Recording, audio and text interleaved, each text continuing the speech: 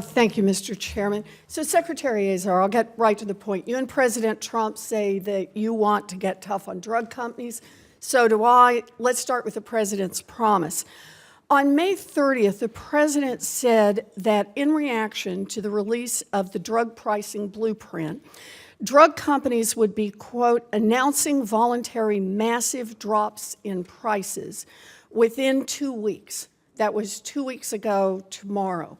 Now, the same day that the president made those statements, Senator Smith and I sent letters to the top 10 drug manufacturers to see how many had lowered prices in response to the blueprint.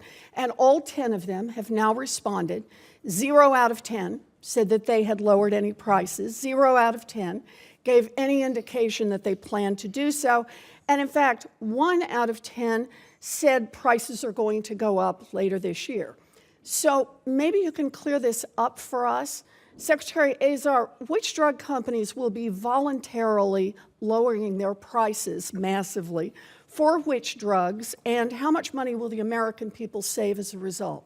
So there are actually several drug companies that are looking at substantial and material decreases of drug prices in competitive classes and actually competing with each other and looking to do that. And frankly, at this point, the biggest challenge is working. Let me just ask you there. You said they're looking at it. Well, the reason is they're working right now with the pharmacy benefit managers and distributors. The challenge, this is the perversion of the system we were talking about. In other words, the president's promise that we would see massive decreases in 2 weeks hasn't happened, and you don't have anyone lined up who's actually going to decrease drug prices. So what they're trying to do is work to ensure they're not discriminated against. Oddly, the fear is that they would be discriminated against for decreasing their price. Was that true when the president made the promise?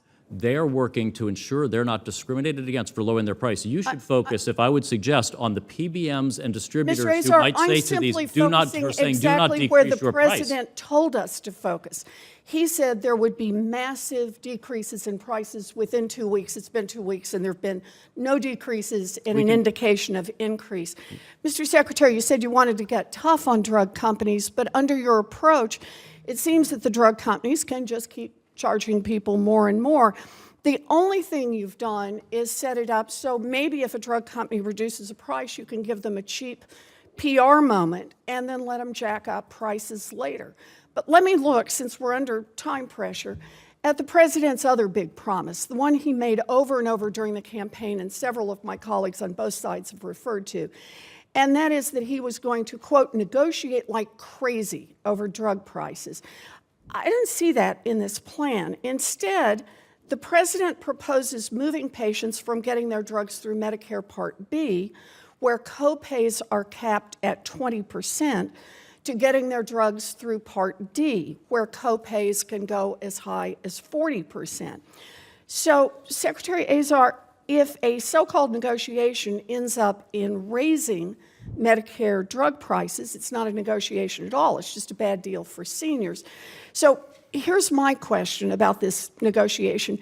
Can you guarantee that no Medicare beneficiary will pay higher drug prices as a result of your plan to change drug coverage under Medicare? So it seems to me that your perspective is we should be happy with the status quo of Part B, where we pay $30 billion for drugs and pay the list price with no discount whatsoever. It's a pretty straightforward We're challenging question. the status quo, and you're not. Yes or no? I just need a yes or no. Can you guarantee that no Medicare beneficiary will pay higher drug prices as a result of your plan to change coverage under Medicare? As I said to Senator Bennett, the whole point of our working with Congress on looking at how we might introduce competition and negotiation to Part B is to deal with these very complex questions. And of course, we want the beneficiary at the center. We want to make sure that they have choice.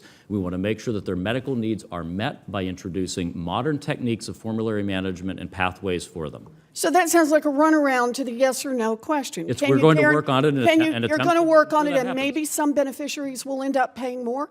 Is that what you're saying, Secretary Azar? That's not going to be good for those As I said to Senator Bennett, If we can bring 20 to 40% reduction in Part B, that will be so much money in savings, we should be able to figure out how to ensure the protection of beneficiaries through this process. Secretary Azar, what we're talking about is moving people to a plan that has a higher copay.